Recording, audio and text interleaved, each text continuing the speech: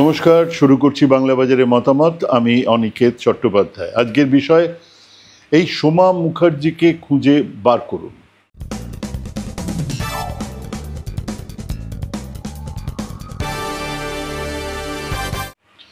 মানুষের সঙ্গে থেকে নয়, মানুষের সমর্থনেও নয়, বিভিন্ন জোট জটের কৌশলে ক্ষমতা দখলেও সিপিএম ক্ষমতা দখল করতে পারেনি, ক্রমশ হয়েছে। এবার নির্বাচনের আগে আমি মনে করেছিলাম, ব্যক্তিগতভাবে মনে করেছিলাম, যে একবার বলেও ছিলাম, সম্ভবত এই নির্বাচন থেকে সিপিআইএম একটু হলেও জমি পাবে। জমি পাওয়া তো দূরস্থান, আরও কমেছে, হার আরও প্রবল হয়েছে। তার কারণ তারা নিজেদের অবস্থা নিয়ে ওয়াকিবহাল নন, নিজেদের মত আর পথ নিয়ে শতেক দ্বিধা দ্বন্দ্বের মধ্যেই পড়ে আছেন। আর সব থেকে বড় কথা হলো, চালাকি দিয়েই মাত করে দেব এমন এক চিন্তা তাদের মাথায় ঘুরেই চলেছে। কেন জানি না, ওনাদের দৃঢ় ধারণা মমতা হারলেই ওনাদের পালা। ত্রিপুরা দেখেও বুঝতে পারছেন না, এ বাংলায় মমতা বাফার। মমতা সরে গেলে বা সরে যেতে বাধ্য হলে ঘটিবাটি তো গেছে, ভিটেমাটিটুকুও নিয়ে টানাটানি হবে। এটুকু বোঝার মতো ক্ষমতা ওনাদের নেই, ছিলও না কোনোদিন। কারণ সেই দল ভাগাভাগির সময়েই যতেক শিক্ষিত পণ্ডিতেরা থেকে গিয়েছিলেন সিপিআইয়ে, আর এদিকে পড়েছিলেন মূলত কৌশল করে গদিতে বসিগেলার দল। তো সেই তারা এখনো মনে করেন সেই কৌশলেই কাজ হয়ে যাবে। তাদের ক্ষয়ের খায়েরা এখনো মূলত ফেসবুকে এবং খানিক ছদ্মনিরপেক্ষতার মুখোশ চাপিয়ে ঘুরে বেড়ান, যাদের কাজই হলো ফোড়ন কাটা। না, এনাদের লড়াইয়ের কোনো ময়দানেই আপনি এদেরকে দেখতে পাবেন না। এনারা যে ফেসবুকেও সরাসরি খুব বিরাট কিছু লিখে প্রতিবাদ করছেন তাও নয়, এনারা আছেন কেবল এই কৌশলের রূপরেখাকে কিভাবে কার্যকর করা যায় তার প্ল্যান, তার পরিকল্পনা করার জন্য। একজন ডাক্তার, তাকে ধর্ষণ করা হয়েছে, নিষ্ঠুরভাবে খুন করা হয়েছে, এবং হাসপাতাল কর্তৃপক্ষ থেকে শুরু করে প্রশাসনের বিভিন্ন মাথা, এমনকি স্বয়ং মুখ্যমন্ত্রী পর্যন্ত এমন কিছু করেছেন, বলেছেন যা করার বা বলার কোনো দরকারই ছিল না। এবং মূলত সেগুলোর জন্যই, এবং সেগুলোই এক মাল্টি অ্যাম্প্লিফায়ার প্রচারের ফলে মানুষের ক্ষোভ জন্মেছে। মানুষ কিছু বলতে চাইছিলেন, ওনাদের মাথায় এই রিক্লেম দ্য নাইটের মতন এক সৃষ্টিশীল এগিয়ে থাকা চিন্তাভাবনা আশাও করা যায় না। আমি সিপিআইএমের কথা বলছি। কিছু মানুষ সেই রিক্লেম দ্য নাইটে ডাক দিলেন এবং দেখা গেল তা ছড়িয়ে পড়ছে। বুদ্ধিমান হলে তা অনায়াসেই আরও বড় আকারে করার জন্য সিপিআইএম এখনও তার অবশিষ্ট গণসংগঠনের সদস্যদের নিয়ে শুরু করতেই পারতেন। কিন্তু ওই যে এক ঝটকায় যদি সোনার ডিম দেওয়া মুরগির পেট কেটে সব সোনার ডিম বের করে আনা যায়, এমন মূর্খ তো আছে, এখনও আছে। এবং তাদের মাথায় সদ্য ঘটে যাওয়া বাংলাদেশের ছাত্র আন্দোলন, সেখানে দেখতে না দেখতেই শাসক ভেগেছে দেশ ছেড়ে। কারা এসেছে তা নিয়ে অবশ্য ওনাদের মাথা ব্যথা নেই। ওনাদের ওই ঘাপটি মারা কেউ কেউ ঢাকা চলো বলে পোস্টার পোস্টিয়েছিলেন ফেসবুকে, সমাজ মাধ্যমে, সেই ওনারা ভাবলেন সুযোগ তো এসেই গেছে, কিছু গুলি চালানোর ব্যবস্থা করতে হবে। 2-4টে লাশ যদি এর মধ্যে পড়ে যায় তাহলে কেল্লা ফতে হেলিকপ্টারে করে দিদিমণি চলে যাবেন, চেয়ার ফাঁকা, বসে পড়া যাবে। খেয়াল করে দেখুন, সেই শিলিগুড়ি থেকে ক্যানিং পর্যন্ত সর্বত্র মানুষ জড়া হয়েছে নারীত্বের এই অমর্যাদার বিরুদ্ধে। ভুল করেছেন মুখ্যমন্ত্রী বা তার পরামর্শদাতারা, ওনাদেরও আগ বাড়িয়েই আসা উচিত ছিল এই রিক্লেম দ্য নাইটের সমাবেশে। এ তো সরকার বদলের ডাক নয়, এক নারী ধর্ষিতা, এক নারীর নিষ্ঠুর খুন, তার প্রতিবাদ, তার বিচার। সরকার যদি মনে করে যে বিচারে কোনো ত্রুটি তাদের দিক থেকে নেই, যদি মনেই করেন তারা কাউকে বাঁচাতে চাইছেন না, তাহলে তারাও সংগঠিতভাবে আসতেই পারতেন, আসতেন এই সমাবেশে। সংগঠিতভাবে আসেননি, কিন্তু তৃণমূলের সমর্থক, এবারেও তৃণমূলকে ভোট দিয়েছেন এমন মানুষজন, মমতার সমর্থক অনেককেই দেখেছি এই সমাবেশে আসতে বিচ্ছিন্নভাবে। কিন্তু সিপিআইএম তো কেবল সমাবেশেই খুশি হতে আসেন। তাদের দরকার ছিল কিছু লাশের, 10-12-20টা লাশ পড়লে গদি হাতের মুঠোয়। আরজি করের সমাবেশে দুটো গন্ডগোল গতকাল হয়েছিল, গতকাল মানে গত পরশু হয়েছিল। একজন বক্তা ওই মাঝরাতেই হঠাৎই মঞ্চ থেকে বললেন, এর প্রতিবারে এবারে আমরা কেউ দুর্গাপুজো করব না। আমি জানি না, যারা উপস্থিত ছিলেন তারা বলতে পারবেন এই মহিলার পরিচয়। তবে আমার গাট ফিলিং বলছে এই অসম্ভব মূর্খ আলিমুদ্দিন স্ট্রিটেরই ফসল। সঙ্গে সঙ্গে দর্শকদের পেছন থেকে চেঁচামেচি, স্বাভাবিক চেঁচামেচি, এ আবার কি? তার ঠিক সেই সময় ভাঙা হচ্ছে ব্যারিকেড। রিক্লেম দ্য নাইট আরজি করের ভেতরে ঢুকে কোনো ডেপুটেশন দেবার কথা কি ছিল? না, ছিল না। ভেতরে ঢোকার কোনো প্রোগ্রাম ছিল না। ভেতরে কোনো জমায়েত ছিল না, ছিল না। আরজি কর চত্বর প্রদক্ষিণের কোনো ঘোষিত প্রোগ্রাম, তাও ছিল না। তাহলে এরা ব্যারিকেডটা ভাঙছিলেন কেন?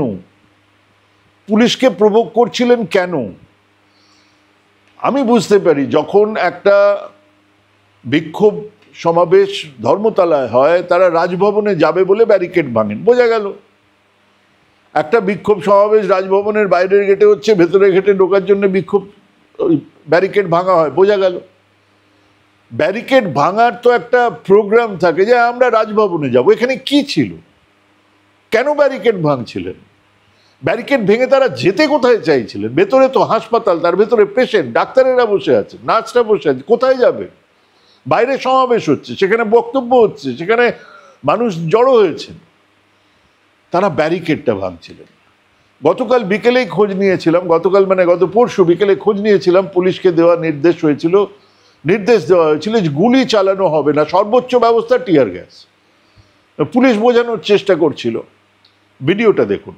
ঘটনার সঙ্গে যুক্ত তাদেরকে অবিলম্বে গ্রেপ্তার করতে হবে এবং পুলিশ কোনোভাবে আড়াল করলে পুলিশকে রেয়াত করা হবে না বলে হুঁশিয়ারি দিচ্ছেন এই আন্দোলনকারীরা, অর্থাৎ ডিওএফআই এর ছাত্র সংগঠন এবং সাধারণ মানুষ একত্রে মিলেমিশে একাকার। দেখানোর চেষ্টা করছি আপনার খবরের দর্শকদেরকে যে এইভাবেই কিন্তু সরাসরি মহিলা থেকে পুরুষ সকলে কিন্তু এসছেন এই রাজ্যিকরের হসপিটালের ভেতরে ঢোকার জন্য চেষ্টা করছে এই মুহূর্তে দেখানোর চেষ্টা করছি। আমার ক্যামেরা পাচ্ছেন, এই মুহূর্তে দেখানোর চেষ্টা, ব্যারিকেড ভেঙে ফেললো আন্দোলনকারীরা, ব্যারিকেড ভেঙে ফেললো এই মুহূর্তে দেখানোর চেষ্টা করছি। সরাসরি মহিলা পুরুষ সকলে কিন্তু এই ব্যারিকেড ভেঙে ফেললো এবং ব্যারিকেড ভেঙে ফেললো এবং দেখানোর চেষ্টা করছি মহিলা পুরুষ সকলে কিন্তু ব্যারিকেড ভেঙে ফেলে ভিতরে প্রবেশ, এই মুহূর্তে বিশৃঙ্খলা ভিতরে প্রবেশ দেখানোর চেষ্টা করছি। সরকারি দুর্নমার কাণ্ড পুলিশের সঙ্গে একেবারে ধস্তাধস্তি, পুলিশ আক্রান্ত বিভিন্ন পুলিশ, এবং দেখানোর চেষ্টা করছি কিভাবে আক্রান্ত করা হচ্ছে পুলিশকে, কিভাবে মারধর করা হচ্ছে পুলিশকে, এবং পুলিশকে ছেড়ে দেওয়া হচ্ছে না, এবং কার্যত দুর্নমার কাণ্ড সরাসরি দেখানোর চেষ্টা করছি। এই মুহূর্তের সরাসরি দেখানোর ঢুকে পড়ল আন্দোলনকারীরা। বাংলাদেশের সেই ইতিহাসটা মনে পড়ছে এখনো, আন্দোলনকারীরা ঢুকে পড়েছেন ভিতরে। জয়োল্লাস যেন হাসিনা পালাচ্ছে, গণভবনে ঢুকছে ছাত্রবাহিনী। এরপর কারো হাতেই ছিল না। চুর কেবল মঞ্চ ভাঙা নয়, এমার্জেন্সি ডিপার্টমেন্ট ভেঙে চুরমার। তখন কি ঢোকেনি তৃণমূলের লালিত পালিত আর এক গোষ্ঠীর লুম্পেনরা? তাদের মধ্যেও তো রয়েছে সেই সব ব্যাপার। সেই সুযোগে মানে ব্যারিকেড ভেঙে পড়েছে, হু হু করে মানুষ ঢুকছে আরজি করের ভেতরে, এই তো সুযোগ বিরোধী গোষ্ঠীকে সমঝে দেওয়ার। যারা এর আগেও ভাঙচুর করেছে এই আরজি করে, তারা সুযোগ বুঝেই ঢুকেছিল, নিশ্চয়ই ধরাও পড়ছে। পুলিশ মার খাচ্ছে, রোগীরা চিৎকার করছেন, নার্সরা ভয়ে দরজা দিয়েছে, সেই সময় আবার চিৎকার সেমিনার রুমে চলে। সব মিলিয়ে কেওয়াস। আচ্ছা, আমি যা বললাম সব মিথ্যে। যদি মিথ্যে হয় তাহলে ওই ভিডিওটা ফেক, সেটা প্রমাণ করুন। ভিডিওতে খুব পরিষ্কার বোঝা যাচ্ছে যে কারা প্রথমে এই ব্যারিকেড ভাঙাতে উৎসাহ দিয়েছিল, কাদের নেতৃত্বে তা ভাঙা হয়, কারা হু হু করে ভেতরে ঢুকে পড়ল।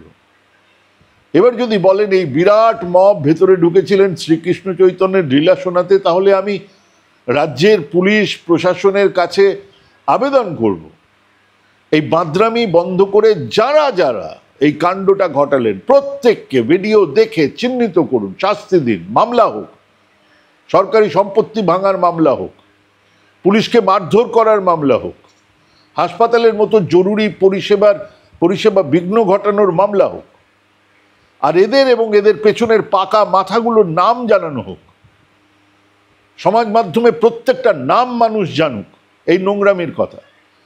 সারা রাজ্যে রিক্লেম দ্য নাইট তো হচ্ছিল, কিন্তু তার তো একটা সীমাবদ্ধতা আছে। স্বাভাবিকভাবে এই আন্দোলন গ্রামে গঞ্জে ছড়ায়নি। এই ফর্ম অফ মুভমেন্ট গ্রামের মানুষজনদের কাছে বুদ্ধদেব দাশগুপ্তর সিনেমার মতোই দুর্বোধ্য। তাদেরকে এই নারী অমর্যাদার বিরুদ্ধে, নারী স্বাধীনতার পক্ষে দাঁড় করাতে গেলে আবার একটা মমতাই দরকার, তা তো নেই বিরোধীদের কাছে। এবং বিজেপি একটা আদন্ত মনুবাদী দল, যাদের শীর্ষ নেতা তার স্ত্রীকেই মর্যাদা দিতে পারেন না, যে দলের নেতারা ধর্ষকদের গলায় মালা পরায়, মিষ্টি খাওয়ায়, যে দলের নেতা কর্মীরা ধর্ষকদের সঙ্গে নিয়ে মিছিল করে, যে দলের ইদানিং বাংলার রুদ্রমুখের বিরুদ্ধে নারীর শ্লীলতাহানির অভিযোগ আজ নয় বহুকাল থেকেই আছে, সবাই তা জানেন, সেই দল দিচ্ছে রিক্লেম দ্য নাইটের ডাক। এর থেকে হাস্যকর আর কি হতে পারে? যারা মনে করেন নারী নরকের দ্বার, যারা মনে করেন নারীদের জায়গা হচ্ছে গিয়ে রান্নাঘর আর ঘর, সেই মনুবাদীরা বলছেন রিক্লেম দ্য নাইটের মানে কি? পরের দিন সাত সকালে সেই উনিজি, যিনি হাথরাসের ব্যাপারে মুখ খোলেননি, মণিপুরের ব্যাপারে মুখ খুলতে সময় নিয়েছেন 3 মাস, একবার মণিপুরে যাবার সময়ও হয়নি, সেই তিনি নারীত্বের অবমাননা নিয়ে দিল্লির লালকেল্লা থেকে এক বাওয়াল ভাষণ দিলেন। আসলে সবটাই রাজনীতির মোড়কে গদি দখলের ছকবাজি চলছে। মহিলার শ্লীলতাহানি, নারী মর্যাদা, নারী সমানাধিকার ইত্যাদি ইত্যাদি ইত্যাদি আসলে বিষয়ই নয়। যে লক্ষ লক্ষ মহিলা পথে নামলেন, যে লক্ষ মহিলা নিজেদেরই তাগিদে রাত দখল করার মতন এক আন্দোলনকে দাঁড় করালেন, এবার তাদের কেউ ভাবতেই হবে হচ্ছেটা কি, তারা ভাববেন। আমার এক পরিচিতা, যিনি এই রাত দখলে প্রায় সারা রাত ছিলেন ঠায় দাঁড়িয়ে, ভোর রাতে বাড়ি ফিরেছেন, তিনি কাল আমাকে একটা অডিও ক্লিপ পাঠিয়েছেন। তাতে কোনো এক মঞ্জুলাকে ফোন করছেন সোমা মুখার্জি, এটা নাকি তার recording, phone call recording. 6 minute 45 সেকেন্ডের এই অডিও ক্লিপ ভাইরাল। আমার পরিচিতা সেই ক্লিপটা পাঠানোর পরে আরো অসংখ্য জায়গা থেকে এই অডিও ক্লিপ আমার কাছে এসেছে, যাকে বলে ভাইরাল হওয়া। তাই হয়েছে হোয়াটসঅ্যাপে, সমাজ মাধ্যমে। মঞ্জুলা এবং সোমা, আমি সোমা মুখার্জির এই ক্লিপ সবার কাছে। বন্ধুরা, আমি সোমা বলছি, সোমা মুখার্জি। এত কষ্ট হচ্ছে ভিতরে যে হসপিটালে বসে থাকতে পারছি না। আমাদের সব ডাক্তাররা সবাই খুব ডিস্টার্বড। আজকে তো ওপিডি বন্ধ রাখা হয়েছে। তোরা জানিস সমস্ত ঘটনা শুনলাম, যা মানে সত্যিকারের ঘটনা, যেটা আরজিকরের ভিতরের যে ডাক্তার তারা তাদের বন্ধু বান্ধব মারফত এটা ছড়িয়ে মানে এসছে আমাদের কাছে। অ্যাকচুয়ালি যেটা ঘটেছে সেটা হচ্ছে, আমি শুনে তো মানে বিশ্বাস করতেও নিজেকে কেমন লাগছে রে। প্রত্যেকটা আমাদের ওয়েস্ট বেঙ্গলের প্রত্যেকটা মেডিকেল কলেজে, বিশেষ করে কলকাতার সরকারি মেডিকেল কলেজগুলোর প্রিন্সিপালরা, ডিপার্টমেন্টাল হেডরা, প্রিন্সিপালরা বিশেষ করে, তারা পাশ করানোর জন্য স্টুডেন্টদের কাছে রীতিমতো টাকা নেয়। 6 মিনিট 45 সেকেন্ড ধরে এক মহিলা নিজের কথাই বলে যাচ্ছেন, অনর্গল কথা। ওইদিকে ওনার সেই বান্ধবীর গলায় টু শব্দটিও নেই। একটি 100% মনোলগ। অর্থাৎ প্রথম মিথ্যেটা হলো, এটা কেউ কাউকে ফোন করে বলছে না, এটা একটা রেকর্ডেড ভয়েস ওভার, সম্ভবত স্ক্রিপ্টটাও সামনে ছিল, এবং যিনি বলছেন তিনি তা খুব বিশ্বাসযোগ্যভাবে পাঠও করে উঠতে পারেননি। তাতে কি? কিন্তু জানানো হচ্ছে কি? জানানো হচ্ছে এক সারা পশ্চিমবঙ্গ জুড়ে মেডিকেল কলেজগুলোতে, ভুল বললাম, সরকারি মেডিকেল কলেজগুলোতে, মানে ওনার বক্তব্য হচ্ছে বেসরকারি কলেজগুলোতে, মেডিকেল কলেজগুলোতে সব দারুণ পড়াশুনো হচ্ছে। সরকারি মেডিকেল কলেজগুলোতে পয়সার বিনিময়ে ডাক্তারদের উচ্চশিক্ষার ডিগ্রি দেওয়া হচ্ছে। মানে ওই যে এমডি, এমএস, গাইনোকোলজিস্ট, ইএনটি ইত্যাদি ডিগ্রি, সেগুলো নাকি বিক্রি হচ্ছে। কত বছর ধরে তা তিনি জানাননি। আমরা ওনার বক্তব্যের সঙ্গে সাযুজ্য রেখেই ধরে নিতে পারি এ নিশ্চয়ই 2011-র পর থেকে শুরু হয়েছে।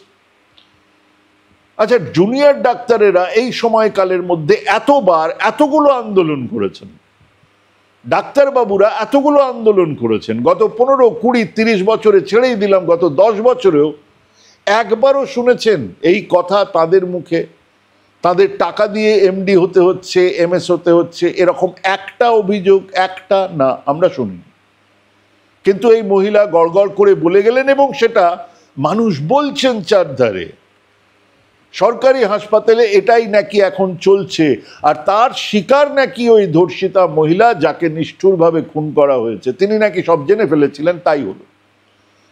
ওই টাকা নাকি আবার কালেকশনের এক চক্র আছে, যার মধ্যেই আছেন ইন্টার্নরা, তারাই এই কাণ্ড নাকি ঘটিয়েছেন। খুব ইন্টারেস্টিং একটা তথ্য।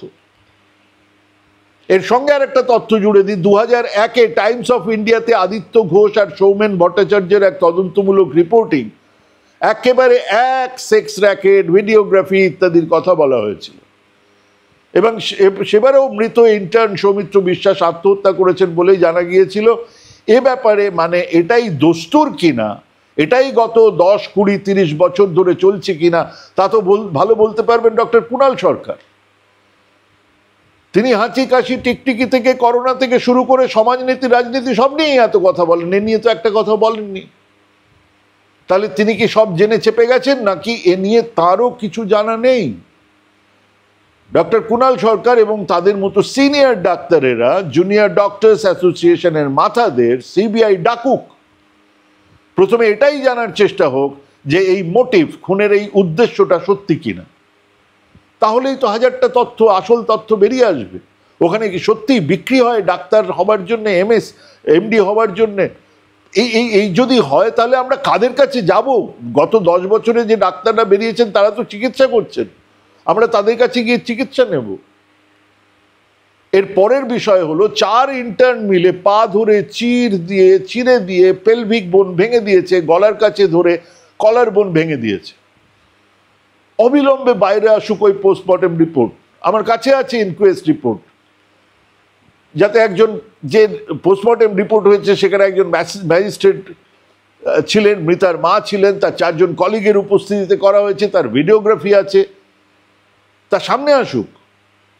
আমি যা জেনেছি, দায়িত্ব নিয়েই বলছি, ইনকোয়েস্ট রিপোর্ট আপনাদের দেখাতে পারি, সেখানে পরিষ্কার লেখা আছে ইনজুরির কথা, কোথাও পেলভিক বোন ফ্র্যাকচার বা কলার বোন ফ্র্যাকচারের কথা বলা নেই। সেখানেও 2 জন ডাক্তার বসেছিলেন, আরেকজন ডাক্তার তিনি লিখছেন, কোথাও নেই, তার উল্লেখ পর্যন্ত নেই। অথচ এই ভাইরাল অডিও ক্লিপে সেই কথা মঞ্জুলিকাকে ওই আমি সোমা মুখার্জি বলছেন। এবারে প্রশ্ন উঠতেই পারে যদি ফেক হয় পুলিশ তা বার করতে পারছে না কেন? কিছু মূল্যের বিনিময়ে যিনি ওই পাঠ কর্মটি সেরেছেন তাকে চিহ্নিত করে গ্রেপ্তার করা হচ্ছে না কেন?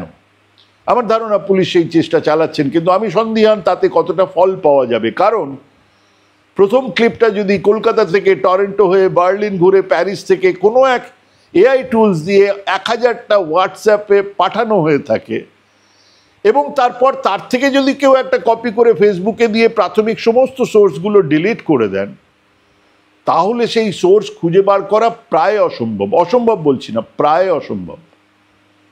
কিন্তু আবার অন্য আর এক কথা বলতেই হচ্ছে, এই বিপ্লবী আমি সোমা মুখার্জিকে কি ভরসা দেবার কেউ নেই? এত লক্ষ লক্ষ নারী রাজপথে নেমেছেন, দেশে নয়, রাজ্যে নয়, বিদেশেও, সারা পৃথিবীতে নেমেছেন, তারা রাজপথে আছেন, এত লক্ষ মানুষ তার সঙ্গে থাকবেন। আদালতে শুভেন্দু অধিকারী, বিকাশ ভট্টাচার্য আছেন, সর্বশক্তিমান, তদন্তে সিবিআই আছে, আর কাকে চাই? কারোর কাছে গিয়েই কি সেই আমি সোমা মুখার্জি সত্যি কথাটা বলতে পারতেন না? পারছেন না, পারছেন না কারণ এটা ফেক, পারছেন না কারণ এই দাবি নিয়ে কারোর কাছে যাবার আগে তাকে সামনে প্রমাণ রাখতে হতো, যে প্রমাণ তার কাছে নেই। এক নারী একবার ধর্ষিতা হন, তারপরে এক সামাজিক ধর্ষণের সামনে তাকে পড়তে হয়, আমাদের জানা কথা, আমরা জানি এটা, বারবার তাকে ধর্ষিতা হতে হয়। এই যে ফেক সোমা মুখার্জি বা এই যে অডিও ক্লিপ বা এই ভিডিও বিভিন্ন রকম ঘুরে বেড়াচ্ছে, তা আসলে আবার ধর্ষণ প্রকাশ্যে, এবং আরো বড় উদ্দেশ্য নিয়ে যারা নারীত্বের মর্যাদা নিয়ে পথে নেমেছেন তাদের বলছি, তাদের নয় যারা এই সুযোগে ক্ষমতা দখলের স্বপ্ন দেখছেন, তাদের বলছি যারা তাদের সমস্ত পবিত্র আবেগ জমিয়েই সেদিন রাত পাহারায় নেমেছিলেন, তাদের বলছি একবার ধর্ষিতা হয়েছিলেন আমাদের এই কন্যা, আর নয়, দোহাই আর নয়, বন্ধ করুন, বন্ধ করুন এই জঘন্য প্রচার অভিযান। আর যারা চালাচ্ছেন তাদের চিহ্নিত করুন। এই আমি সোমা মুখার্জিকে খুঁজে বার করুন। আমাদের এখন দরকার সত্যিটা বার করার, সত্যিটা সামনে আসার। কোনো রাজ্য সরকার, কোনো রাজ্য সরকারের মন্ত্রী, কোনো দল, কাউকে নয়। পরিষ্কার একটা ইস্যু, একটা জায়গায় লড়াইটা, সত্যিটা বের হয়ে আসুক, তার সঙ্গে প্রতিটা ঘটনার বিচার হোক, সেটা আমরা চাইছি। এটা কি হচ্ছে? প্রতিটা আরোপ আর প্রত্যারোপের মধ্যে আমরা থেকে যাব, এবং তারপরে আজ থেকে 1 বছর পরে যা জানা যাবে তা হচ্ছে হাতে রয়েছে পেন্সিল। মানে এই 1 বছর ধরে এই ফেক নিউজ আর এই ফেক গার্বেজের মধ্যে আমাদের সমস্ত সত্যিটাকে পুঁতে দেবার চেষ্টা চলবে। তার থেকে বেরিয়ে আসো প্লিজ। আজকে এখানে শেষ করছি। নমস্কার, ভালো থাকবেন।